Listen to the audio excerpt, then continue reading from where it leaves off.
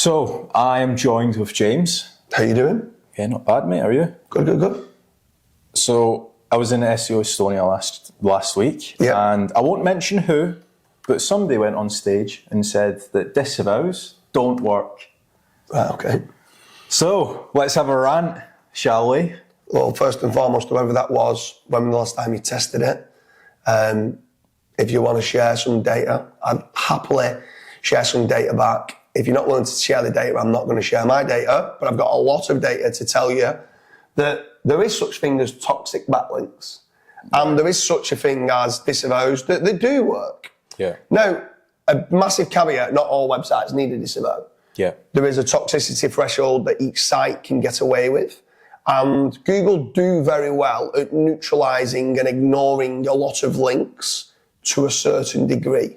Yeah. Now, it's very important you understand the caveat to that to a certain degree, because I also hear some people telling me, when was the last time you heard anyone get an unnatural links penalty?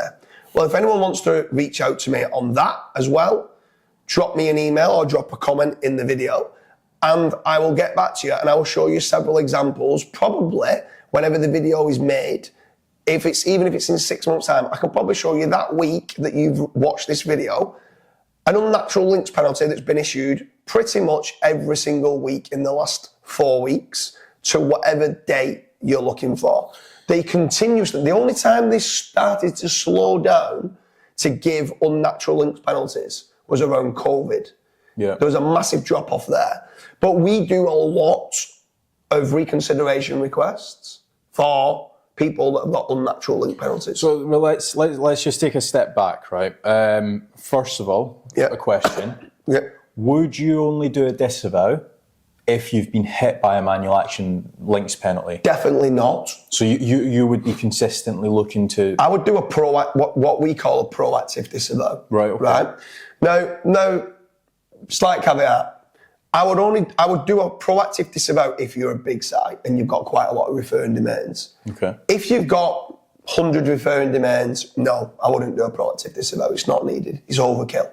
But if you're a big site, especially in certain industries, so if you're in anything to do with your money or life, health, finance, gambling, CBD, right? Because a lot of those niches get negative SEO attacks. Mm-hmm. But also, well, to be honest with you, any site that has a lot of traffic and you're ranking for keywords that get search volume, I would do a proactive disavow.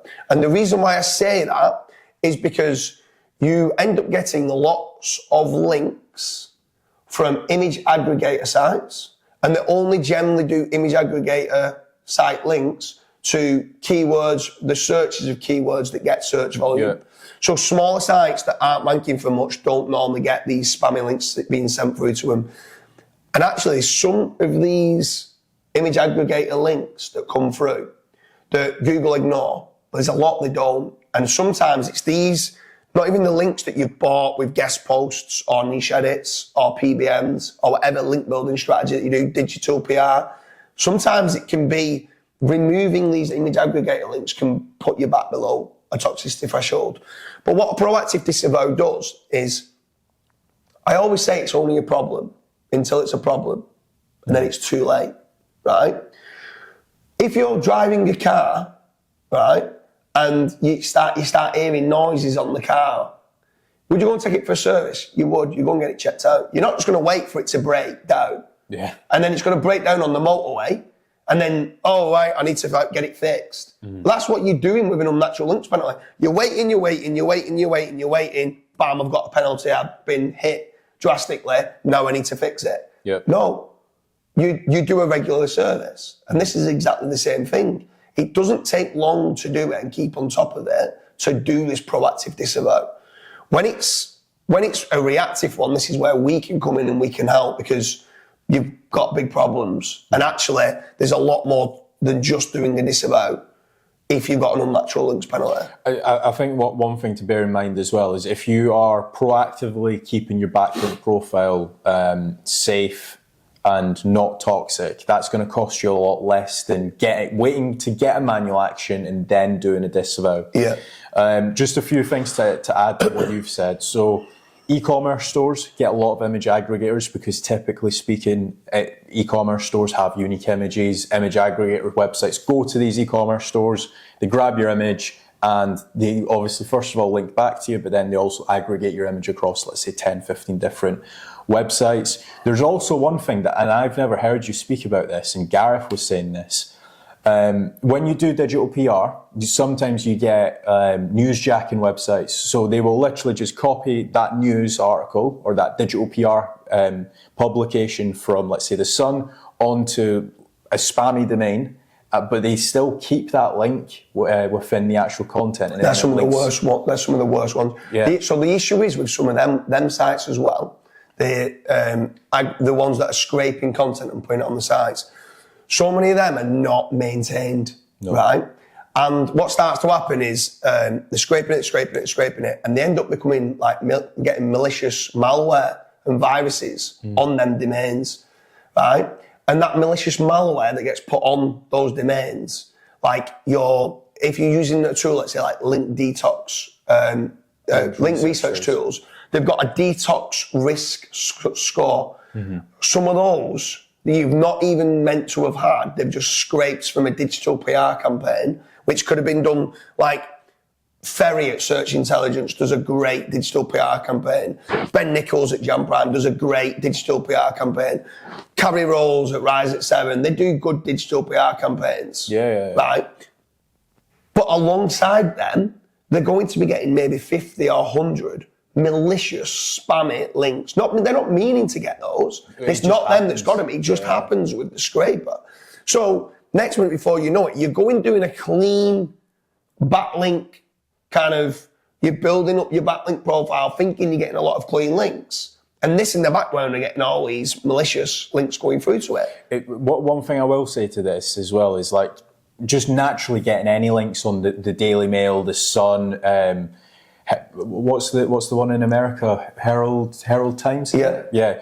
All of these websites, they just naturally get their news jacked from them, like their news stolen, because essentially what's ended up happening is a website owner over here says that, oh, this article's getting loads of traffic, I'm going to copy and paste that onto my website. Another thing that you'll also find with a lot of these newsjacking websites that are building toxic links to your site is some of them are even Google News approved. Yeah. So on the grand scheme of things, you might be looking at that website and you're like, wow, that's a DR60 website or a DR50 website, and it's Google News approved. But it's actually doing a lot more harm than good to your website. Yeah. I think some other things that you need to start looking at as well with regards to what's very important with a proactive disavow and toxic links, right? You could go out and get a great guest post, right? Yeah. So let's just use Ahrefs for an example, right? So you go and get a DR50 link. Not that DR means everything, but let's just use DR in this example. And it has some internal links and the UR is 30. So you've got a really strong, powerful page. It's on a strong domain. It's a really relevant link, right? But this guest post that you've got, that's a relevant link that gets traffic and it's powerful, so you're thinking that's the holy grail of backlinks, doesn't keep up to date with their plugins. Then it gets hacked. Right, and it gets hacked, right? And when it gets hacked, people have got a backdoor access now to that website. Well, generally speaking, when you get backdoor access to a website, these people start selling links. And where do they sell links? They're selling 20, 30, 50 pound niche edits on these sites to porn, to gambling, to CBD, to really, really spammy websites that need to try to get backlinks that's hard to get on normal websites. What starts to happen? You start to become like you've got the web link graph of quality seed sites, but you've also got all these toxic domains that Google don't like. And the closer you start becoming down here, you become part of a bad link neighborhood. Yeah. And what was once a good link, now you are rubbing shoulders with all of these hack sites, like dodgy sites. And when you went and run that through a tool, whether it was a spam score in SEMrush or whether it was detox risk score in link research tools, what was once a good link can now be a can link. change. I always use the analogy of like, you could have a picture, it's like, what's it called, where someone's got a picture of him and they've got a six-pack, but they've put on 5 stone. Oh, catfish. Catfish, right? You sometimes can get catfished with backlinks, right? Because what was once a good link now is not a good link. Yeah. What was once a very good-looking guy with a six-pack still might be beautiful on the inside and have a great personality, but if he's going to put 15 stone on and he's still got that picture with a six-pack and he goes and meets someone, they've been catfished, right? So what you need to do is you need to go and make certain you check in, like, if you want to go on a date, like a recent picture of that person. But what I'm trying to say is no, you need to be getting a recent analysis of whether that link is good or whether that link is bad. Certain guest posts start to understand that they make more money by being a PBN. And again, PBN sellers sell to anyone. When they start selling to anyone, CBD, gambling and porn, they pay the most per link. So they're going to start selling to those sites, which Google might be seeing as being slightly toxic. And then what was once a good link now could be a toxic link. Now that is why people need to be looking proactively, like you would service your car regularly. You're spending good money on content and building topical authority and you're doing digital PR in trying to grow your profile. So you're spending all this money on this side, but you're not looking technically at your site with regards to crawl errors, internal linking properly, crawl depth, and how toxic your backlink profile is. You're wasting money. Yeah. So sometimes by just having that service can make certain the stuff that you're spending over here, you're getting the best bang for your buck. End of the day, we're all in this to get a return on investment. If you're building new links, you want to make certain your existing links are going to allow these new links to give the most power. You don't want to be. You also mentioned, like, should I wait until I get a penalty? So many sites are sat in a partial penalty where they don't get the message in Google Search Console saying manual action, unnatural links penalty. So many are sat in partial penalties. Whole site sat back 30%, where they're thinking, my content's so much better than that competition, and I'm ranking position number 5. Sorry, mate, you're never going to get position number 1 with that backlink profile that you've not disavowed. Start cleaning up your act, cleaning up your crawl errors, and cleaning up toxic links to not be pointing through to your website, and you can get nice jumps. Yeah. So just a few things to add to what you've said, and then we'll do some quick fire questions. We've had it before where websites have come to us and it's on a positive ranking state, and we've done a disavow and it's shot up by 30% in a matter of a couple of weeks' time. So just bear that in mind. Even though your website might be on a positive ranking state, you might still have a toxic backlink profile. You might be, let's say, minus 10% or minus 20% visibility because of your link profile. So let's say you are doing a disavow. Would you use Ahrefs as like the DR score of websites? So would you say, that website has DR 10, I'm going to disavow that link? So, no. And I'm going to throw it back with a little bit of a question. If you went to the gym and you wanted a six-pack, would you only go on the treadmill? No. You need to do different. You need to actually lift weights. You need to do sit-ups. You need to do some cardio, right? So to do a proper disavow, you need to use all the tools that you need to do. You need like going to the gym, you need a balanced diet as well with it, right? Yeah. This, to use it properly, when someone comes to me and goes, I did a disavow and I used Ahrefs, where do you use that toxicity? You know, toxicity score, right? So you're just it is laughable, but you're not using the right tool, right? So then they turn around and go, I use SEMrush spam score. I do use toxicity score. Like, the spam score in isolation of SEMrush is terrible. No disrespect, SEMrush, but it's fucking terrible, right? Next one, link research tools. Great tool for toxicity, but will I only use link research tools? No. Majestic has got a great score with regards to trust flow. Very difficult to game the trust flow. It's a lot easier to game the DR, right? But what I do want to do is I want to use Ahrefs, SEMrush, Majestic, link research tools. I want to export every single backlink that shows up in the Google Search Console. I want to get that full data suite of information. A scientist will always tell you the more data that you have, the better kind of choices you can make. Yep. I want every piece of data. I then want to load it into my link simulation tool. And then at that point, what I want to do is I want to start going, like, here's my most toxic links that could be causing damage. Yeah?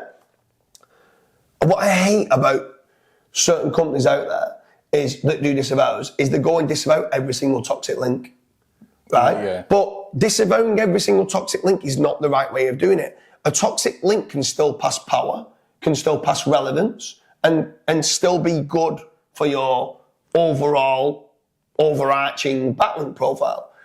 I want to get the most toxic links, and then I want to start working through what's the power of it, what's the trust of it, what's the predicted traffic of it.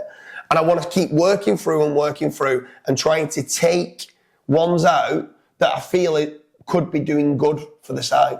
And this is where I feel as SEOs, we're a lot better than a lot of other companies that do disavows, because we don't want to disavow every toxic link. We still want to maintain the trusted and powerful links. So it's also very important to understand that part and making certain that actually, realistically, majority of the time, the links that we're disavowing have got no power, no trust, and they're toxic. You just bottom of the barrel. So why tell me, like, within those backlink profiles, why would you want to keep it? Yeah. All right, if someone comes back to us, and bear in mind as well, our disavow file was sent through. If someone ever wanted to take one of them out, like, oh, I just bought that link last month. Well, that's fine. If you want to keep a no power, no trust, and high toxicity link, that's fine. It's your choice. Yeah. There is other things we do take into account as well, which is anchor text.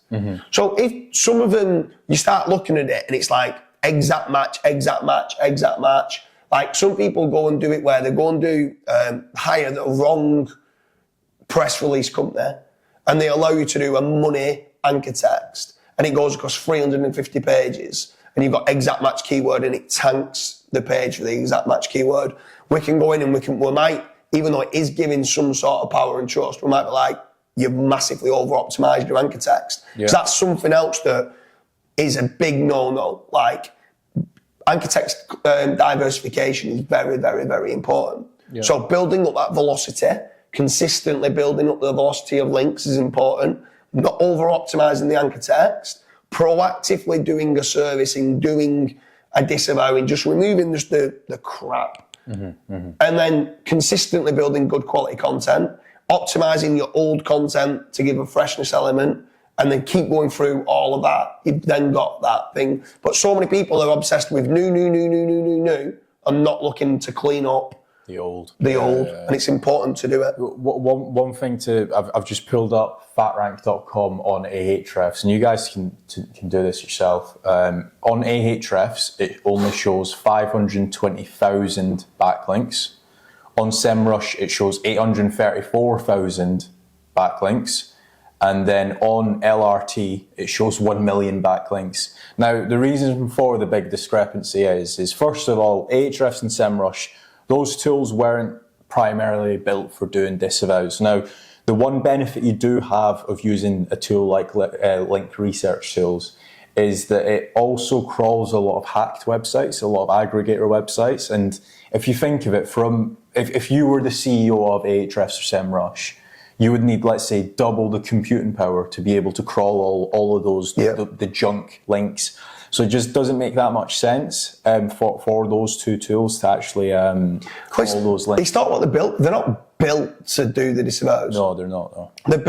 They're a great all-round SEO suite tool to do, like, keyword research, check cannibalization, check the current rankings. Technical SEO. Like, they're an absolute great tool, and we use it as part of the other tools that we use, where a tool like link research tool is built for checking every single link that there is and analysing and doing the research on every single link of what you're getting. So I prefer that overall. If I had to choose one tool, that would be the tool that I'd want to use. But if I could only choose one tool, I'd feel like I do like using TrustFlow. I do like from Majestic. I do like using the predicted traffic levels of SEMrush and Ahrefs. Yes, they are predicted. Yes, they are third-party tools, but they can help you make better decisions of knowing, okay, well, this site is on an upward trajectory of traffic, so maybe it's not as toxic as what I thought, because he's still getting quite a bit of traffic, he's still got power and trust, all right, I'll keep that one.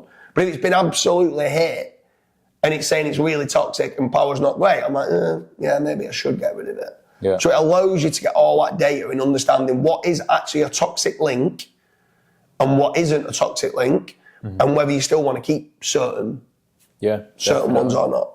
Is there anything else that you wanted to add? I think that's everything. I think it's a good debate to have.